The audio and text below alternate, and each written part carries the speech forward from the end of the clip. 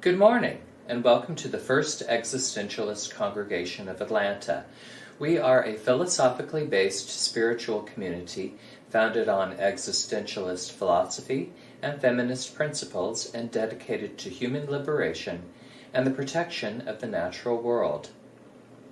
My name is Patton White, and I will be facilitating this morning's celebration of life. I would like to start off with a brief land acknowledgement. The First Existentialist Congregation of Atlanta acknowledges that its sanctuary and the homes of most of its members stand on land taken from indigenous Muskogee or Creek people. In the 19th century, the United States of America forcibly seized Muskogee and Ani-Yunwiya, or Cherokee lands, for the plantation economy of Georgia and other profitable ventures that continue to benefit many Caucasian Georgians today through generational wealth. Our opening words today are as follows. The sea was no stranger to the rock on the beach. The sea came often to the rock, rushing up wetly against its warm gray, and always as it swept away, it took an infinitesimal part of the rock with it. The rock had known the waves for a long time, and learned it was in its nature to erode. This is a quote by Chu Chia Shao Wei from The Rock and the Bird. This morning,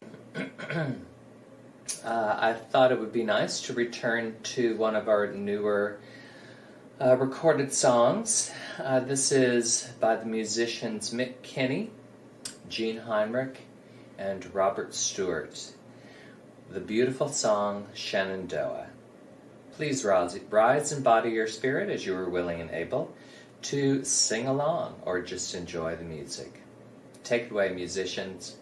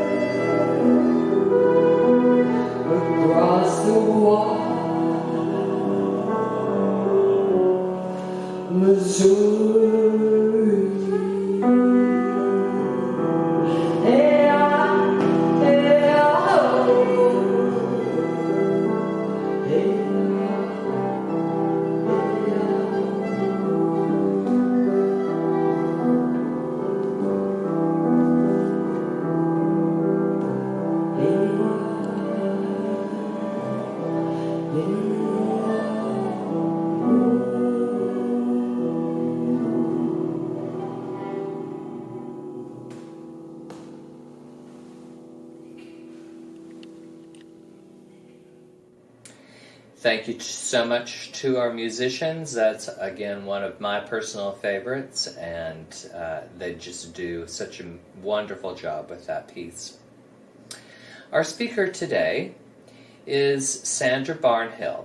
Sandra Barnhill is an attorney and founder and CEO of Foreverfamily, formerly AIM Aid to Children of Imprisoned Mothers, a 34-year-old nonprofit that strengthens the bonds between children and their incarcerated parents. She is also an Encore Public Voices Fellow with the OpEd Project. Please join me in welcoming Sandra Barnhill.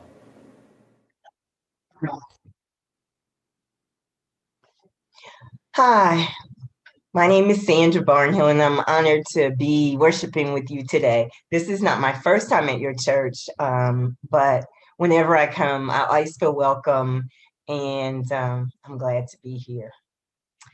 Unfortunately, due to COVID, we are using technology to communicate with each other, but nonetheless, we are together, and that's what's important.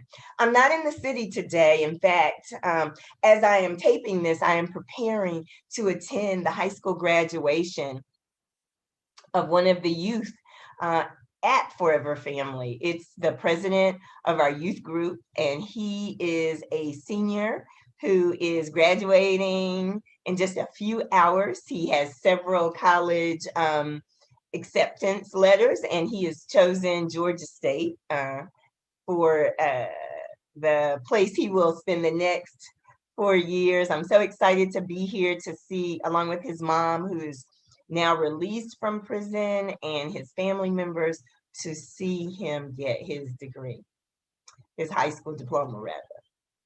Well, before I start talking about the invisible children and what happens to children with a parent in prison, why don't we set the atmosphere even over the airwaves? I'd like to begin with a word of prayer. Let's pray. Creator, giver of every good and perfect gift, we acknowledge your presence in this moment. We thank you for bringing us together, even through the airwaves, to commune with you and to be with one another. Bless the words that I'm going to share today. Give me wisdom and discernment as I speak and as I try to explain a little more about children with a parent in prison. God, we know that children have a special place in your heart. And so we know that this conversation is one that you are well pleased with. Thank you for loving us and for giving us the opportunity to be your hands and feet in the world. Well, this month, the month of June, is an important month for a couple of reasons. One, my youth president is graduating in just a couple of hours. That's a big deal.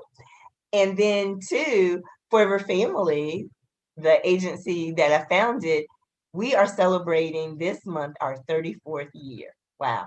It's hard to believe that we have done this work for over 3 decades. We have, and I'm so grateful to all of the many, many people who have helped to make this possible. We have been able to do this work and sustain ourselves for all of these years because of people who have helped and supported us. And so I want to just acknowledge that. And then 3, this is a big month because this is the month of graduations for many, many folks, whether they're graduating, kids graduating from elementary, going to middle, or middle going to high school, or high school getting ready to go to college, or undergraduate getting ready to get masters or getting masters and PhD degrees. A lot of people in this month are celebrating their educational achievements. And so I want to say congratulations if there are folks out there in the congregation who are graduating, or maybe their children or family members are graduating. I say congratulations to you. And I'm glad that we could acknowledge you at this time. Well, when I think about the young man who is graduating, I wish I could tell you that for every child who has a parent in prison, that is their story, that they graduate, they go on to college, and that they become successful, productive, contributing adults. It's not the reality for every child. It is the reality for a lot, and the reality for a lot of the kids who come through our Forever Families program, it definitely is the reality, but not for the more than 10 million children in this country who've had a parent in prison at sometime during their lifetime. That's not always the case. When I began Forever Family 34 years ago in 1987, and at that time our name was AIM, Aid to Imprisoned Mothers, which we then kept the acronym and changed to AIM began to stand for Aid to Children of Imprisoned Mothers, to put a greater level of emphasis on the children. When I started AIM back in 1987, I started it because many of the children were invisible. I'm a lawyer by training and actually had worked on a case suing the state of Alabama and the prisons system there for the treatment of women prisoners. And after, we entered into a consent decree and all of that, the women said to me, hey, all that's fine, but what I really wish I knew something about was my children. And then I remember meeting a woman, Caroline, who had 3 children and she didn't know where any of them were. And the reason she was incarcerated is that she had written $500 worth of bad checks and couldn't pay restitution. And so the judge gave her a year for each 100 of the bad checks, right? $500 worth of bad checks, 5 years. And really, her story for me in a lot of ways that was the beginning of my transformation. I began to really think about what was I called to do? How could I make the greatest difference? Yes, I could practice law, but I could begin an agency to address an issue that that was hidden, right? That was invisible, that people really needed to know about. And it's so funny because it took me 2 years to actually start the agency, to leave my job and start the agency. And it wasn't because I didn't think God had called me to do that. Oh, I really believed he had, but I was fearful, very, very fearful, because we live in a world that likes to play it safe. Do what's convenient, that's not going to require too much of you, and definitely don't step too far out in uncharted waters. And me starting an agency was uncharted waters, no doubt about it. But, isn't that the thing about the God that we serve? God is not going to call anyone that God does not equip. And so God began equipping me even before I left my job and started the agency. And all along the way, he has equipped me, which is why I started out by thanking all of the folks who had helped me to build and sustain this agency for 34 years. Well, anyway, I started Forever Family with a real simple message, real simple focus and purpose. And I guess in a way, a message too, is that we wanted to surround children with the love of family. We weren't created to take the place of their biological family, their family of origin, or the people who came together to be their family. No, we weren't created to replace them. What we were created to do was to come alongside them during the period of parental incarceration and give additional support. And so the way we began the agency was to ask, right? Parents, ask women. At that time, we were only working with women in prison. We went inside and asked the women, what can we do to serve you? And there's something about that. What can we do to serve you? That we need to sort of focus on more in our society. We're always quick to jump in, and this is true of the faith community too, quick to jump in and start doing stuff without asking for what can we do that will help you. And we move forward on what we think will help them, but that is not always the case. So anyway, that's how we got started. And when we asked women, they said something very profound yet simple.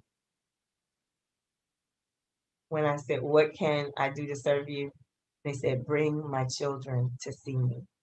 And that is one thing that we have done throughout our 34 years. We've had some programs come and go, but that we've always done. We've connected children with their incarcerated parents.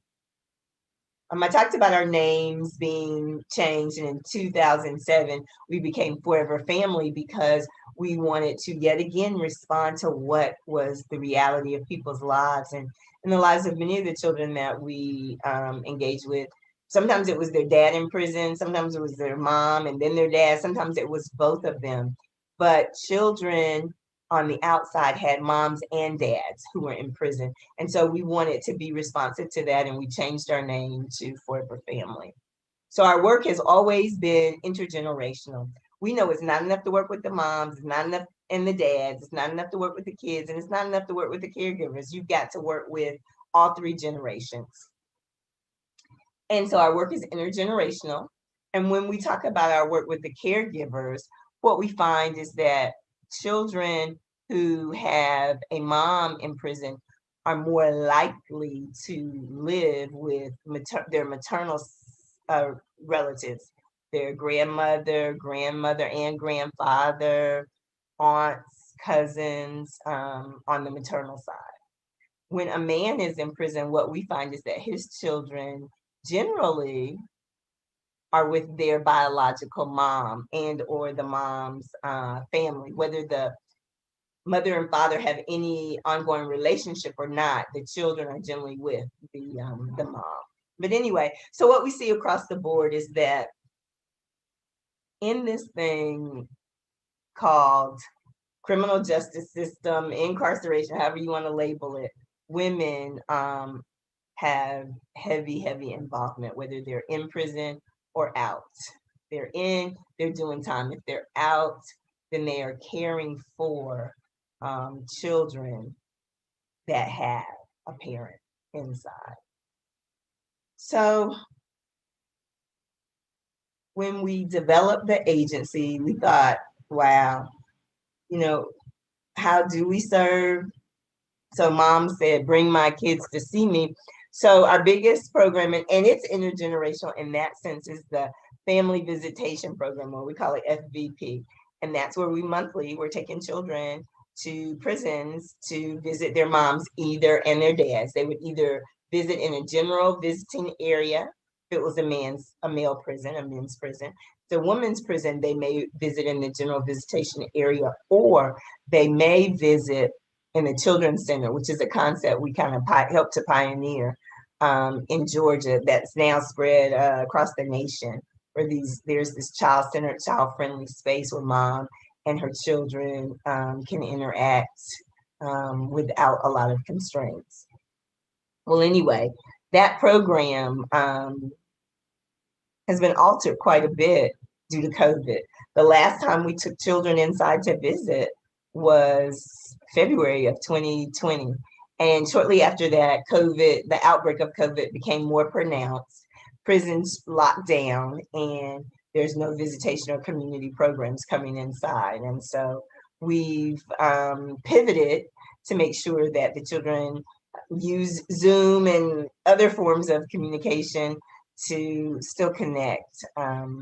We do phone calls so that they hear the voice of their parent. We have kids do the old-fashioned way of writing letters. There's a company called Securus here in Georgia. It's privatized, and they do the phone calls. They also do video visits and emails through a thing called JPay. And so we provide funding to our families so that they can take advantage of all of those opportunities to visit, or to connect is probably a better word. Well, I want to spend a minute just talking about the programs that we do for each of the individual generations. The family visitation program brings the children to visit their parents, and twice a year we bring other family members to visit. So it's intergenerational in that way. So I'll start with our Caregivers program. Our Caregivers program, we really focus on helping and supporting the caregivers as they find and use their voice. And so their program is called the Caregivers Advocacy Project, and we train them in public speaking, civic engagement, how a bill gets passed, and every year our caregivers go to the Capitol on Justice Day to meet with their legislators, the governor, and to talk about the issues that are affecting families of the incarcerated. For our parents who are on the inside, we have a manual called Parenting from Prison that talks not just about their rights, but also their responsibilities, helps them to navigate all of the things that they have to be aware of in terms, particularly if DFACS, Department of Family and Children Services, is involved, or if they're giving temporary guardianship to relatives and to others. And so the Georgia Association of Black Women Attorneys and the Georgia Association of Women Lawyers, both of them have been very instrumental in helping us to keep up with the law and to modify the manual, but to break it down and provide forms and simple language so that parents can understand how to take care of their parental rights. So that's one of the main things that we produce, is that manual for them. And then we're going in quarterly doing seminars. Our biggest programs are for the children, and we work with the kids in 5 intervention areas. And those areas are personal development, educational development, leadership and career development, and finally cultural and recreational enrichment. And so we design programs with the input of the young people. The young man who's graduating, one of his tasks for him and the other officers is to really find out what the kids want to do, what's important to them, and give input into our programming. And so in addition to those programs, we offer through donors 2 scholarships, the Dressel Scholarship and the Goodwin, the Keoki Goodwin Scholarship for young people who are going to college. It helps to pay for books. And then we have the Patricia Ann Doyle Foundation. They have a scholarship that is starts for campers for summer programs. And then if they complete those and they go on to college, they can get a scholarship as well from them. So those are some of the programs that we offer. But I want to say a word about why the kids are invisible. Nobody walks around with a big sign or a hat on that says, "My dad's in prison, my mom's locked up." What we know to be true is that not only can kids be cruel when they know, but society is even crueler, because society says, "Oh, your parents in prison? You're going to end up just like them. You'll be next." And so what we know is that people who are affected by parental incarceration generally keep that part very, very low key. But in keeping that low key, it also means that many of the needs that they have cannot adequately be met. And that's part of what our agency does. Anonymity, you notice I did not say the name of the young man.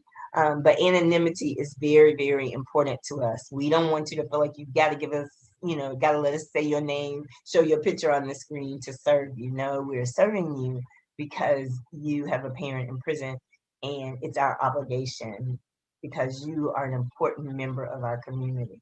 And so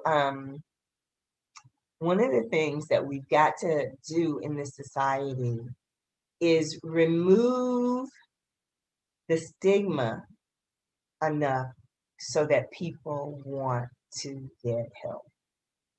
And that's part of what Forever Family has done. We say that we want you to be a part of our family.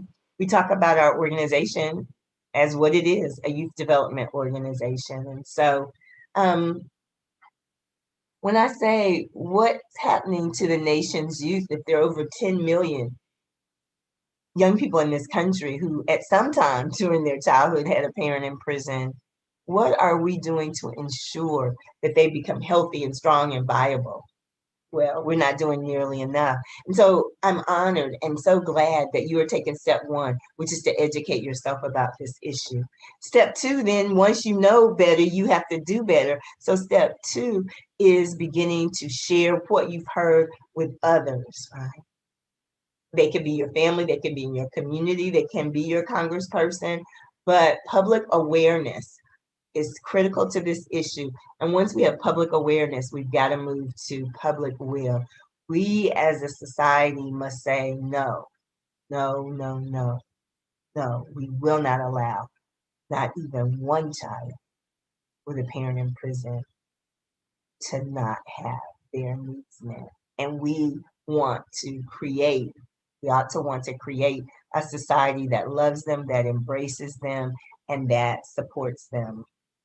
And when I think about that kind of beloved community, that's the kind of beloved community our God, who is all loving, who is compassionate and kind.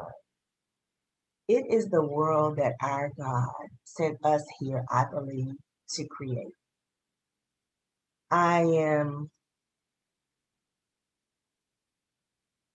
tearing up a little bit, not because I'm sad, but because when I think about the Creator, He could have chosen anybody. He didn't have to choose me. He didn't have to choose you. He could have chosen anybody to do this work and to be having this conversation today, but He chose us. I'm grateful for that. I'm humble for that.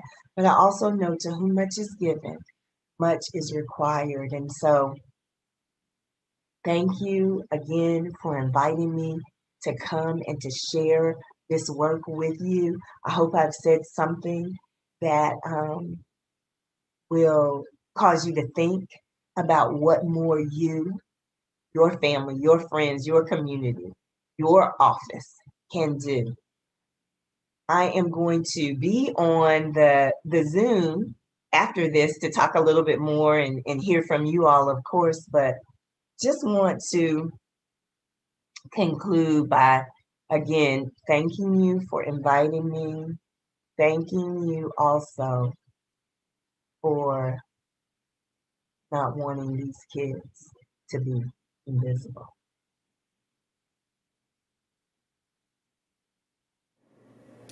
Thank you so much for your words this morning, Sandra.